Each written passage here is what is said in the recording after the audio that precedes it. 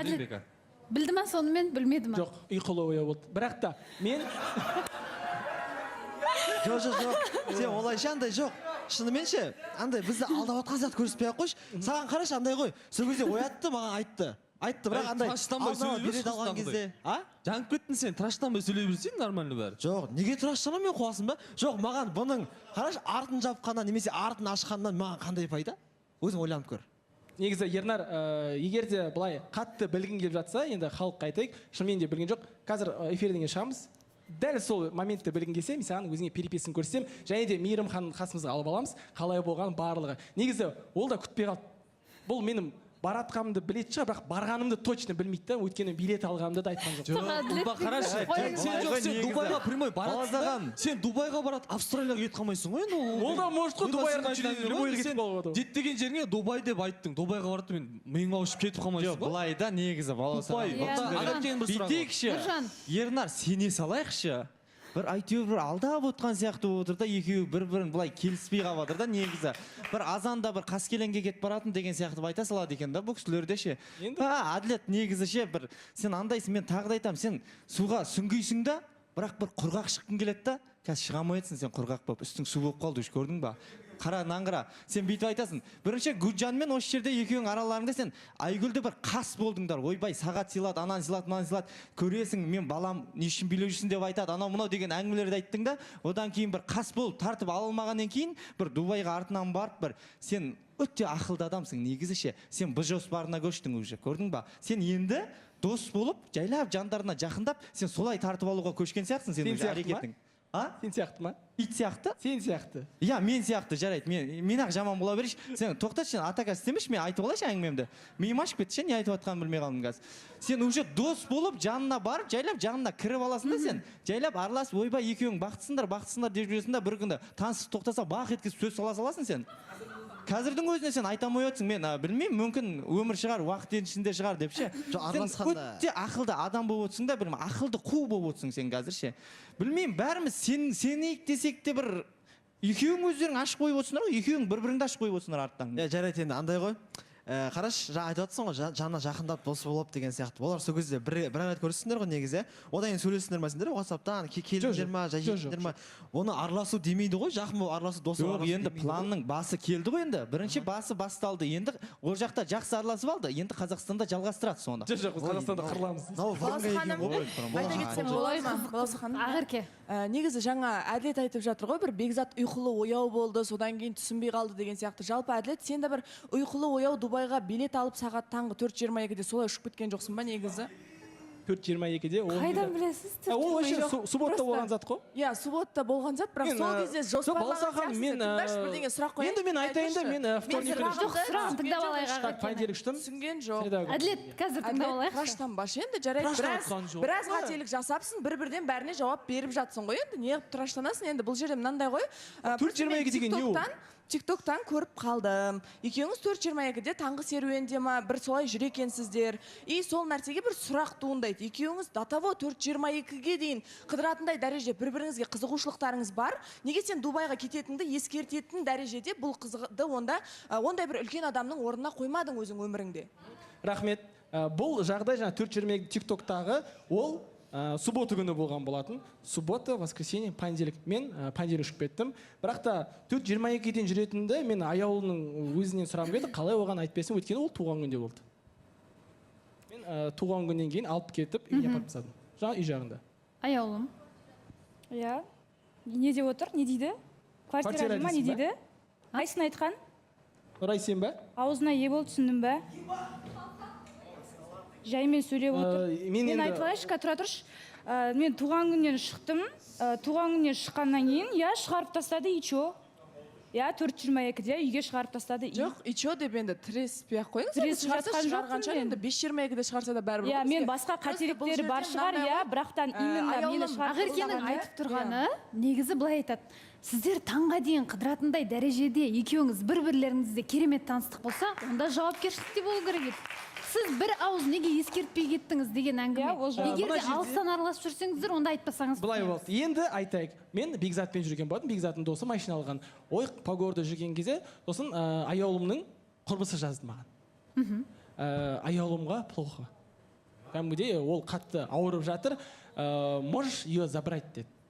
Сосын мен келдім, 3:50-де ма, қателеспесем, туған күніне алып кеттім. Сосын біздер екеуміз бірге үйіне апарып тастадым. 4:22, 4:28-де мен құрбысына жаздым, помню.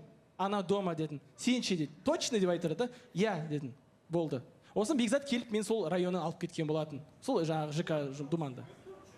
Содан 4:22-де видео жаңағы Упучук 4:22-де аяулыммен жүрді. Сосын 4:28-де маған құрбыс жазды аяулымның. Кім деген аты?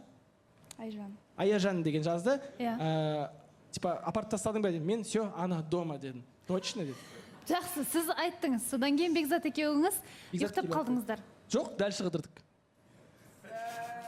Онда Бекзат ұйқылау қашан болды? Жоқ, ол дейтін суббота болды. Біз понедельник, мен понедельник кеттім. Басқа күнгі. Я, Балауса ханым. Балауса ханым, біз айтайықшы. Айтыңызшы. Негізі маған бір нұсқа келіп отыр.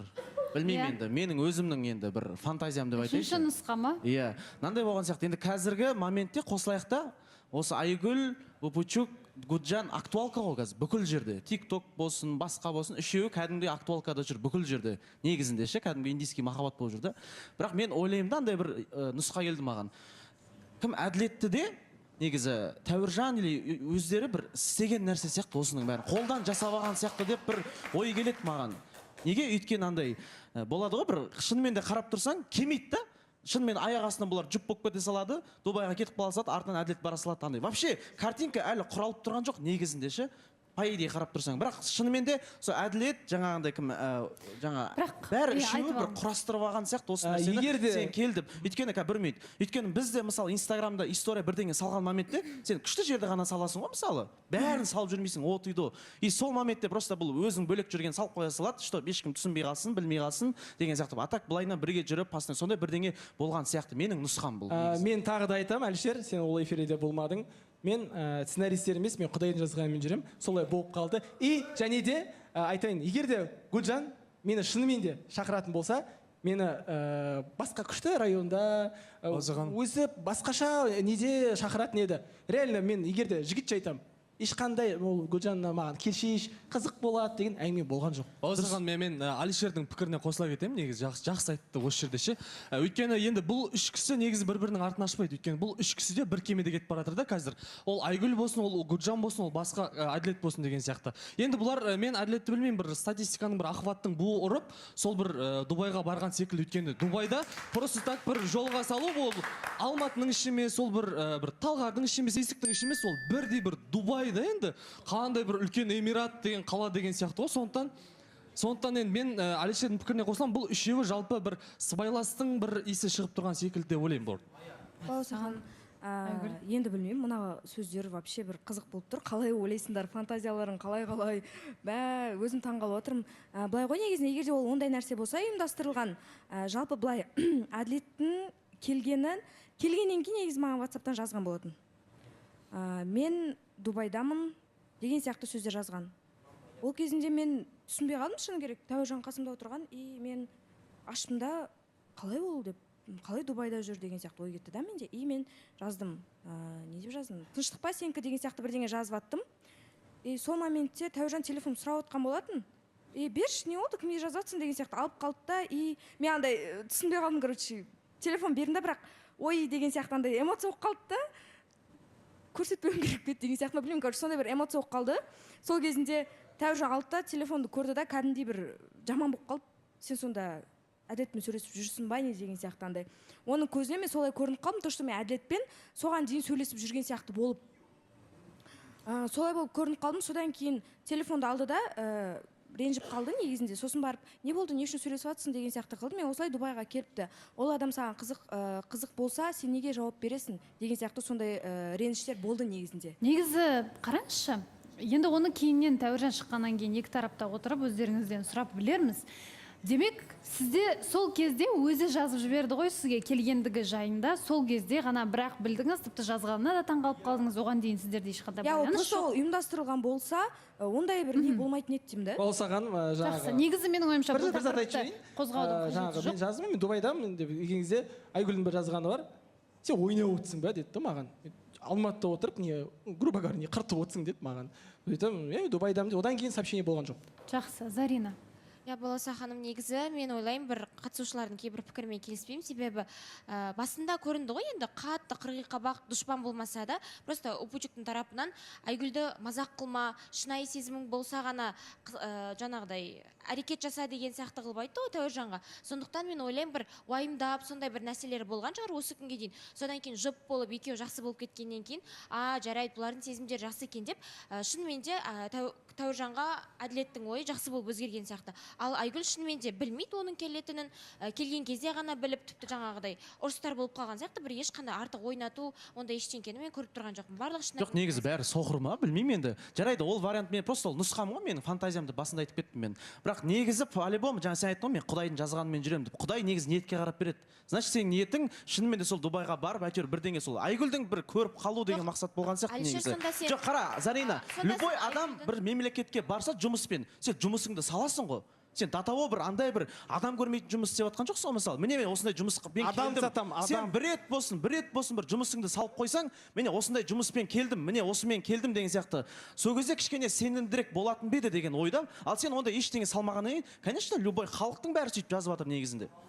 Білмеймін, енді екеуін көрдік қой, өте бақытты екен, мен реально. Оған сөз жоқ енді. Балауса ханым, мен ойлаймын да, Әлішер ғана солай ойлайтын сияқты, барлық халық редакция деп емес ше. Себебі Айгүл де бақытты болуға лайықты, Тәуіржанмен бірге Әділет те өзі бақытты болуға лайықты деген сияқты нәрсе ғой. Қазір сен как будто Айгүлге қарап, сен мүлде бұндай нәрсеге лайық емессің, сенікі өтірік деген сияқты болып көрініп тұрған сияқты болды маған. Балауса менің де ойымда сондай ой келіп тұрды негізі.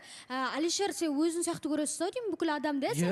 Сен де редакцияны алдап, қаншама жүрген кездеріңде болды, аягөзде алдап, мысалы мына жерде де маған алдап дегендей ғой, сен өзіңді алдап жүргеннен кейін бүкіл нәрсені Упучокты да, либо Айгүлді де, Тәуіржанды да ондай өтірікші қылудың қажет жоқ деген. Әділет дей берші, Упучок демей. Қай разница? Сен осы басқа негізі қатысушыларда басқа айтатын әңгіме жоқ қой менің тарапымнан. Сол бір косякты көреді, бұл сонымен ғана, сен сонымен ғана либо травма алсаң, травма алдым деп айтайын. Жақсы, рахмет Әлішер. Нұрай, бізде дәл қазір жарнамадан кейін бұл әңгіме негізі аяулымға да ұнап отырған жоқ, таныстық жалғаса ма жоқ па, барлығын жарнамадан кейін білеміз.